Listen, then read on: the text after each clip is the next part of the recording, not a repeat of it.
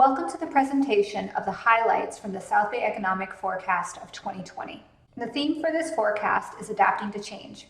The South Bay Economics Institute has created the South Bay Economic Forecast of 2020 with a research team consisting of South Bay Economic Institute co-directors Jose Martinez and Finwin Prager, as well as Assistant Professor of Finance Jennifer Broadman.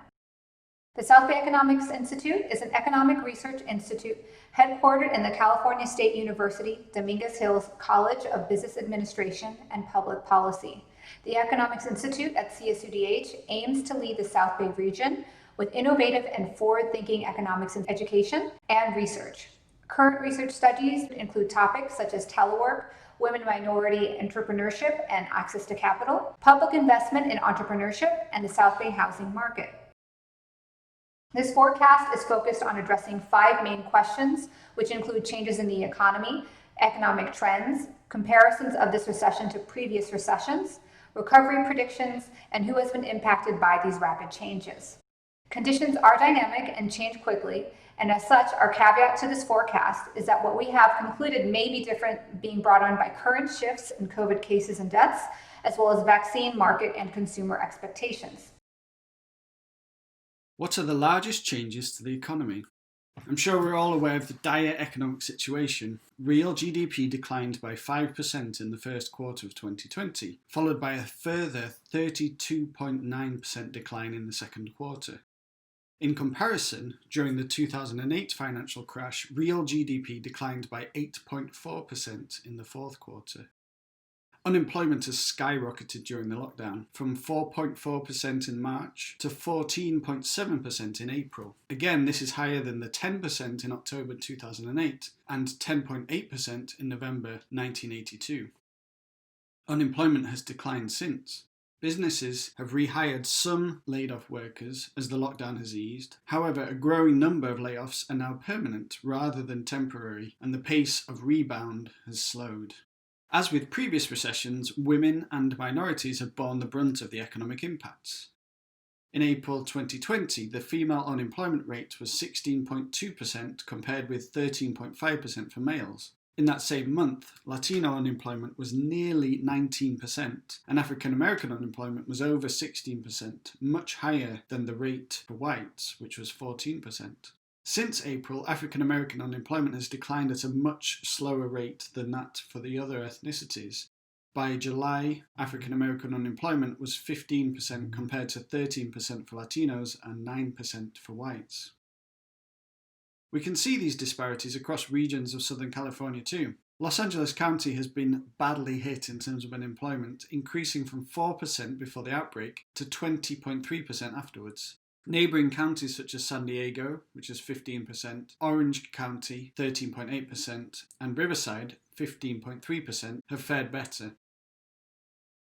Businesses have laid off workers and are currently being supported by federal stimulus money to help small businesses survive the economic crisis brought on by COVID-19, especially Paycheck Protection Program loans of up to $150,000.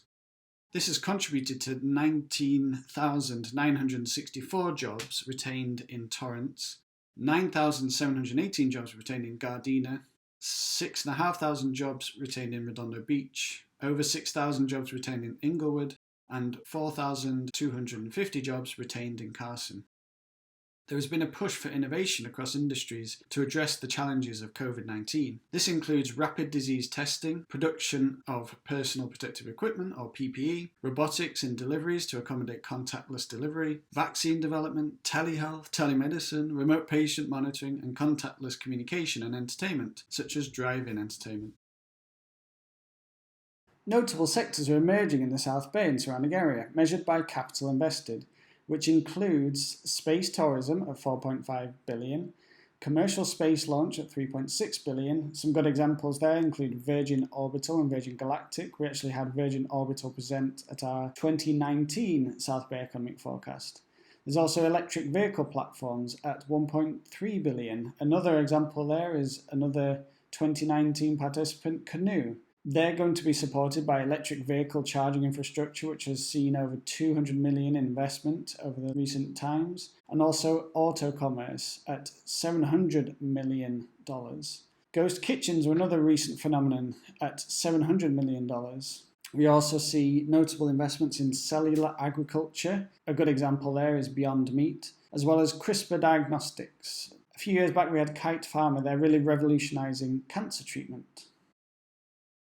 Active startup firms are located throughout the South Bay region with a heavy concentration in Torrance, El Segundo, Gardena, Redondo Beach, Manhattan Beach and Inglewood. The largest startup employers for South Bay cities are aerospace, health and social care and IT services.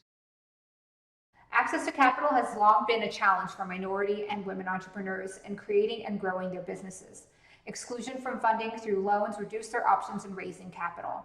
This has been especially difficult during a health and economic crisis, with several minority businesses shutting their doors. Minority small business owners also struggle to gain access to funding needed through the Paycheck Protection Program. Which economic trends have been accelerated? Here we're going to look at telework, e-commerce and supply chains. Throughout the COVID-19 outbreak and lockdown, a new home-based economy has emerged. Telework has increased dramatically, with estimates ranging from 45 to 56% now working from home. This is up from 5 to 15% working from home prior to the lockdown. Within Los Angeles County, time spent at residences is up 15% since the lockdown, while trips to other locations are all down substantially. Unsurprisingly, traffic and congestion in Los Angeles both declined immediately following the lockdown, reaching their low point in early April and then growing steadily until mid-June. E-commerce was already growing substantially prior to 2020, increasing from 4% of total resales in 2010 to 10.5% of total retail sales in 2019. However, the lockdown saw a surge in demand, with $77 billion more spent than was projected in the US during March through June. Home-based consumption is also evident in overall household spending, which decreased for many areas but increased only for groceries, household supplies, and home entertainment. In contrast, supply chains have been disrupted significantly. A supply chain contagion appears to have occurred, caused as shutdowns have rippled across the industrialized world. These lockdowns have created supply-side shocks as factories have closed, and demand-side shocks through reduced consumer spending. It is anticipated that companies will have to innovate and adapt using such means as artificial intelligence and other smart manufacturing applications to improve the resilience of their supply chains and manufacturing processes. As much as we all feel overwhelmed by the current situation, it is always a good idea to keep things in perspective. Everyone is somewhat familiar with the mother of all recessions, the Great Depression in the 1930s, which caused an almost 30% decline in real GDP and lasted several years until the full implementation of the New Deal. The post-World War II recession in the 1940s was less severe and it lasted less than a year.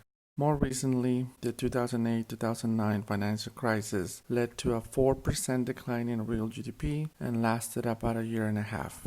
Currently, things are more severe than during the 2008-2009 crisis, but people might be expecting a relatively quick recovery next year or the year after that. In general terms, the South Bay economy follows the pace of the LA economy. However, there are some important differences. In the South Bay, the key employment sectors are manufacturing, followed by healthcare and social services. To put the current employment conditions in context, we analyzed the data for LA County and the South Bay during the 2008-2009 recession and since the stay-at-home orders were issued. In 2009 and 2008, LA County employment decreased by 5.3%, affecting most sectors of the economy and taking several years to return to 2008 levels. However, administrative and support and waste services, manufacturing, and construction were particularly affected. In contrast, the state and local government sectors were minimally affected, while healthcare and social assistance and education services even saw an increase in employment during this period. In contrast to 2008-2009, 2020 recession has seen more variation across sectors. Strict social distancing guidelines have hit hardest arts, entertainment and recreation, leisure and hospitality, and other services. Decreases in government employment have been concentrated at the state and local levels, while federal government employment and finance and insurance increased employment for the second quarter of 2020. Based on preliminary and forecasted data, we expect the South Bay employment to decrease 15.6% when compared to the second quarter of 2019. This decrease is slightly higher than for the LA County.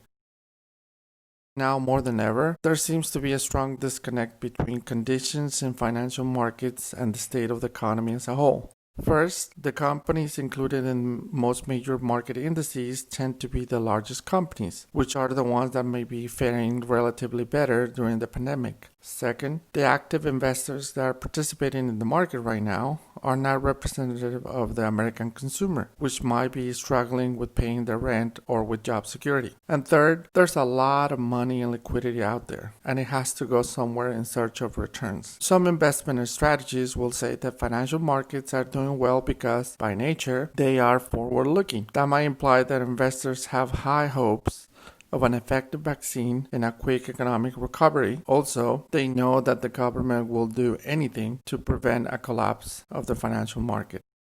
First of all, the current level of uncertainty is making it hard for all of us to try to forecast even for short-term conditions. So markets are now counting on a V or W recovery that might start later this year and continue until 2022.